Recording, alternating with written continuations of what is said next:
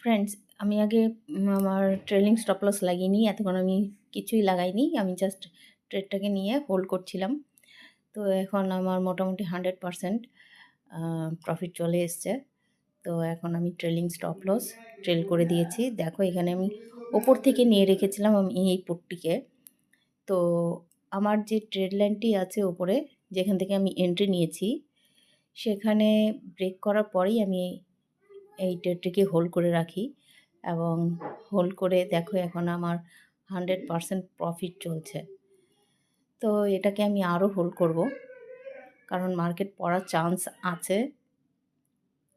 তো আমার যে রেড লাইনটা আছে, রেড লেভেলটা, সেখানে আসার চান্স আছে পুরোপুরি।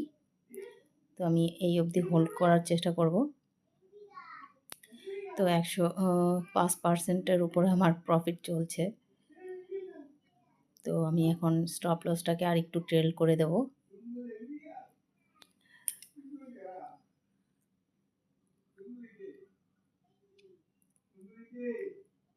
তো 390-তে দিয়ে দিলাম আমি। এবার দেখা যাক মার্কেট কি করছে।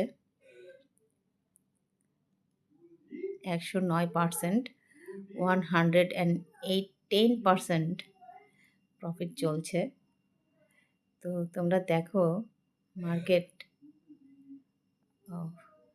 মার্কেট আমার রেড লাইনের কাছাকাছি চলেই এসছে।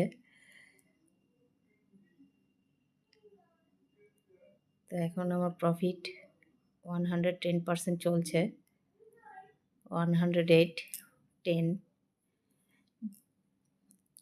আমি এটাকে ট্রেলিং স্টপ লস করে দিয়েছি। আমি এটাকে আরও হোল্ড করব।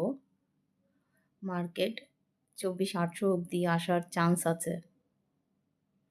তো এখানে 15 মিনিট চার্টে দেখা যাচ্ছে পুরোপুরি ক্র্যাশ হয়ে গেছে। তো দেখো এখানে 125% প্রফিট চলছে।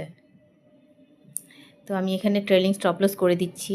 ফ্রেন্ডস, তোমরা দেখো আমার ভিউ ঠিকই ছিল এবং আজকে বাজেটের দিনে একটা বড় ধরনের প্রফিট আমি করে নিলাম।